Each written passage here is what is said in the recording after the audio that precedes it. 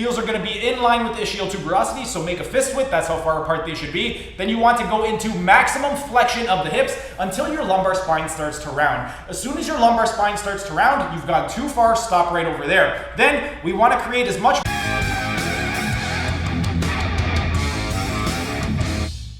Hey everyone, thanks for tuning in. Steven here with Team Euphoric, and today I'm going to be teaching you how to be your own therapist by demonstrating the top 5 ELDOA exercises for posture correction, specifically how to correct lower cross syndrome. Before I actually get on with the exercise, I want to do a quick recap of what exactly lower cross syndrome is and why exactly you should care. And in order to do that, I'm going to need the help of my good friend, Johnny Bones. So Johnny, turn to the side and get right over here so everybody can see. With regard to lower cross syndrome, there are a couple of different ways in which it can present, but the presentation we're going to be focusing on today is when it presents with anteversion of the pelvis and hyperlordosis in the lumbar spine. When that happens, you are going to develop flexion of the femur or the hip, anteversion of the pelvis, hyperlordosis in the lumbar spine, and then hyperkyphosis in the lower thoracic spine.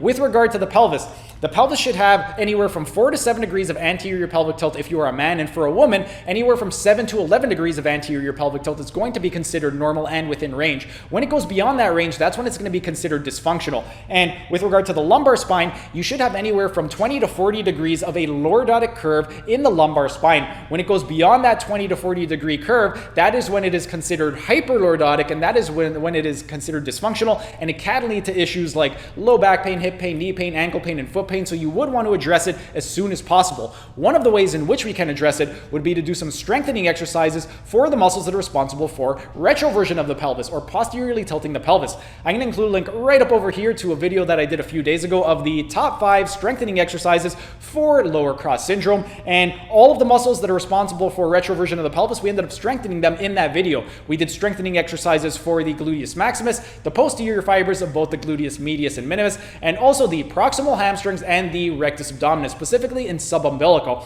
Once you've done all of those strengthening exercises, a terrific complement to those exercises would be to do some myofascial stretching exercises for the muscles that are responsible for anteversion of the pelvis or anteriorly tilting the pelvis. I'm going to include a link right up over here to a video we did a couple days ago of the top 5 myofascial stretching exercises for lower cross syndrome, and in that video we ended up covering the psoas major, rectus femoris, adductor longus, adductor brevis, and also the latissimus dorsi muscle. Now, let's say you've done the strengthening exercises, you've done the stretching exercises, and you're still not seeing the results that you want to see. A third problem that can arise is you can have dysfunction to the nerves that innervate the muscles that are responsible for retroversion of the pelvis, because when you have dysfunction to those nerves, the muscles that are responsible for retroversion of the pelvis, they're not going to get that signal to fire properly, so you're going to get lack of blood and oxygen to those muscles, and it can lead to a lot of dysfunction. So one of the ways that we could address this issue would be to do some ELDOA exercises for the nerves that innervate the muscles that are responsible for retroversion of the pelvis. So if we take a look at the gluteus maximus is innervated by the inferior gluteal nerve, or your L5, S1, and S2 nerve roots. Then the gluteus medius and minimus are both going to be innervated by the superior gluteal nerve. That's going to be your L4, L5, and S1 nerve roots.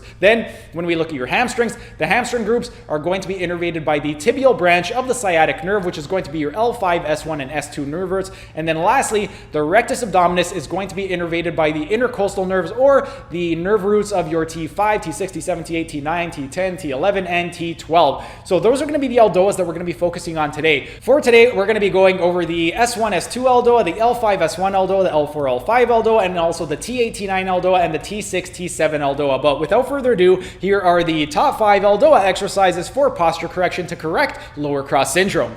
The first ELDOA exercise for lower cross syndrome is going to be the S1, S2 ELDOA, and for this one you're going to be in a supine position, meaning you're laying down on your back. What you want to do for this one is you want your shoulders and head elevated to start, and you want to flex your hips and knees until your sacrum lifts up off the ground. Then, from this position, you want to take your hands, you're going to wrap them up and grab a hold of your tibia. Then from this position right over here, you want to maintain axial extension. So you've got retroversion of the pelvis, flat lumbar, flat thoracic, your chin is tucked in, crown of the head is pushing away, your eyes are looking down at the floor to put the dura mater under tension, and then you want to slowly start to unroll. At the ankles though first, you're going to go into dorsiflexion, eversion, then unroll the spine, one vertebrae at a time until the base of your skull touches the floor. As soon as the base of the skull touches, your S2 is going to lift up off the ground. Then From this position, you're pressing your S1 down into the ground, your coccyx you're pushing away from your body, and then the crown of your head you're pushing in the opposite direction. Then the last thing you want to do is you are going to activate the buccopharyngeal fascia. And to do that, you're going to swallow, and when you swallow, your tongue is going to get stuck up against the roof of your mouth and the top layer of teeth, and you want to maintain it in that position for the entire time.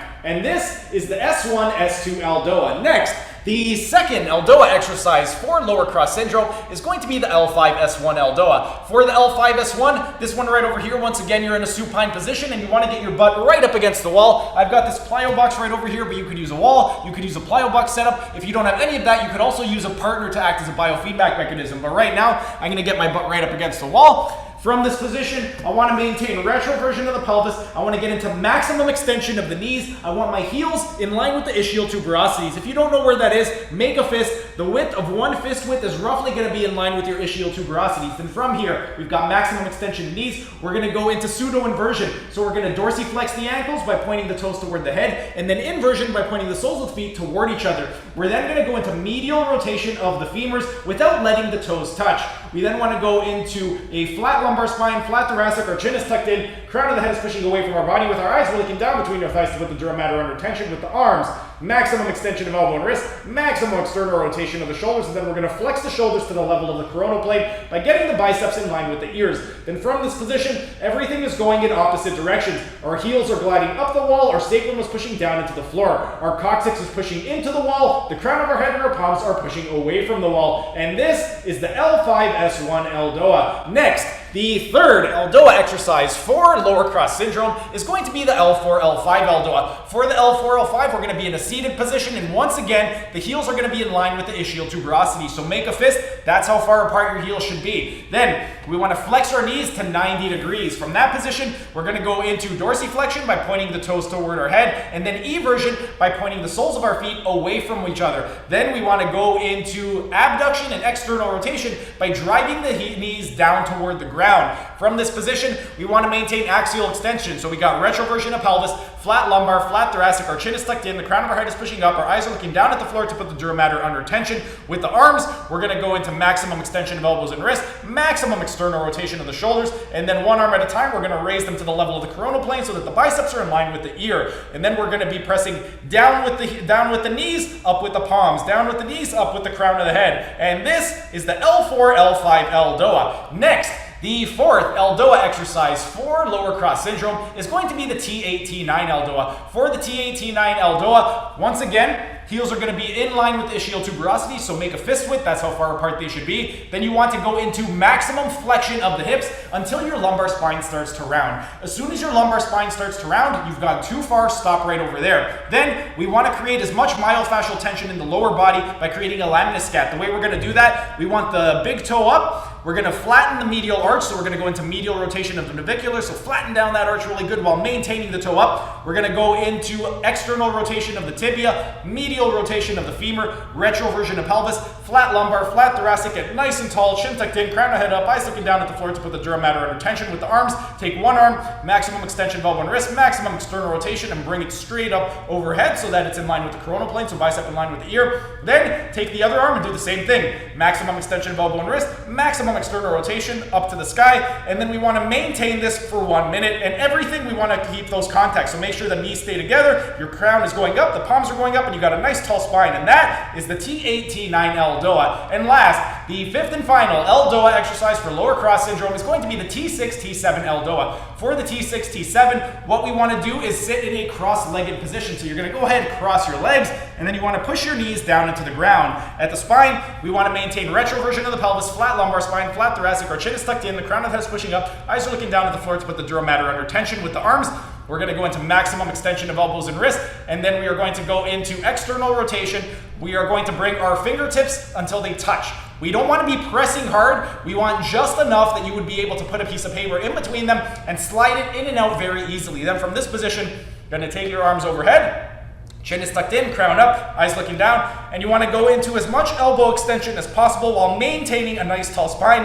And you're also going to press down with your knees. So the knees are pressing down, fingertips are pressing up, crown is pushing up, and this is the T6-T7 ELDOA. And there you have it. Those were the top 5 ELDOA exercises for posture correction to correct lower cross syndrome. If you have lower cross syndrome, or if you have issues with regard to low back pain, hip pain, knee pain, ankle pain, or foot pain, go ahead and give those exercises a try. And with regard to programming all of the exercises that we've done, with regard to the strengthening exercises, that's what you want to do first. And you're going to do 3 sets of 50 repetitions. That's 5-0, not 1-5. The reason we're going so high with the repetitions is because we're trying to elicit a postural change. Whenever we're trying to elicit a postural change, you want to be able to accumulate enough time under tension. So if we do the typical 8 to 12 bodybuilding repetition rep range, you're not going to be able to accumulate that time under tension. So 3 sets of 50 repetitions for the strengthening exercises. Once you've done that, next you're going to do the stretching exercises. For the myofascial stretching exercises, you want to do 3 sets of 30-second holds, and you're going to do them every single day. The reason we're doing them every single day is, once again, we're trying to elicit a postural change. So you want to accumulate that time under tension.